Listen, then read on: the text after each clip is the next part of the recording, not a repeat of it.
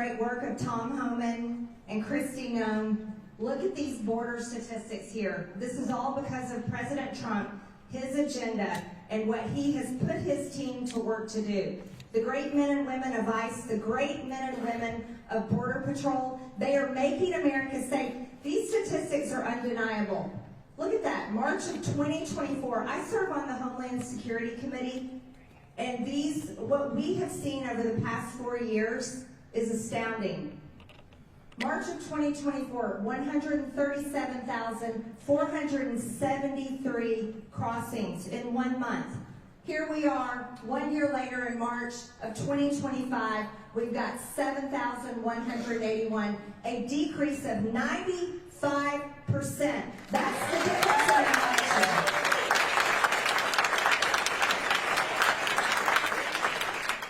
You know, Democrats under the Biden administration and Secretary Mayorkas would tell us they needed more money and they needed more resources.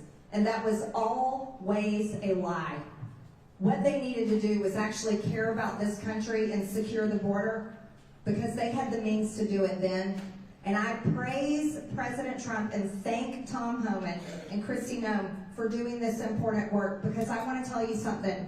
I have talked to too many parents who have lost their children to illegal alien crime, murder, and fentanyl and other drugs coming across our border. This should never happen to any American, and they are doing a great job of securing our border, so we are so thankful for them.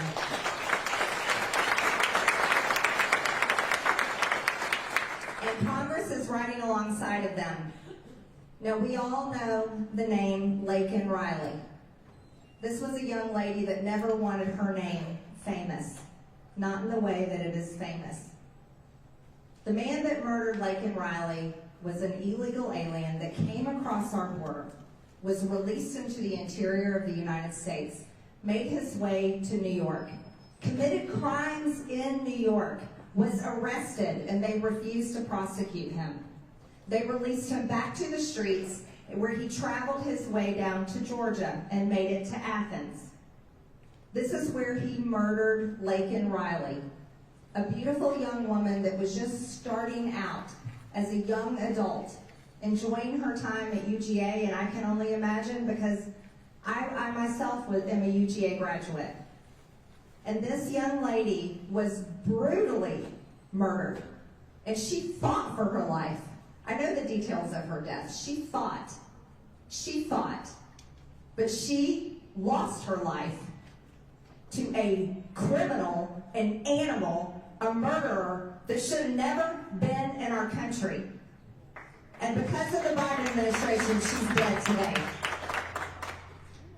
Well, I'm proud to let you know in the House we passed that bill, the Laken Riley Act.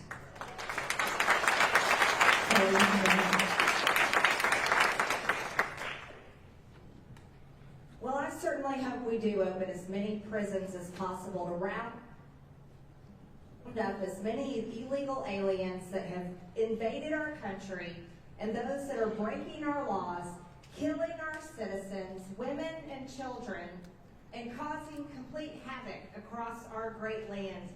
I support the Laken Riley Act, and I support the Laken Riley Act because Laken Riley should be alive today. And she would be alive today if it hadn't been for the Democrats and the Biden administration that ripped our border open and allowed this illegal alien monster to come into our country. And then in the state of New York, when this monster was arrested for committing crimes, the Democrat state of New York let him go. And that's how he came down to Georgia and murdered our Laken Riley. This is a bill that cannot get passed enough, and I'm so thankful that the American people overwhelmingly voted for Donald Trump so that we can sign this bill into law, and it can't happen fast enough. Thank God.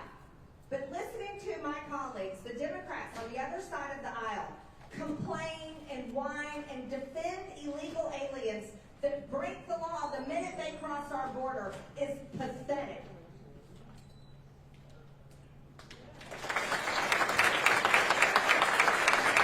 And I want to talk about what else I think think is absolutely pathetic is the media trying to defend an illegal alien that is a member of MS-13 that was deported to his home country, El Salvador. That is shameful, and that should never happen. What is wrong with our American media that they aren't defending Americans? That's the only people they should be defending.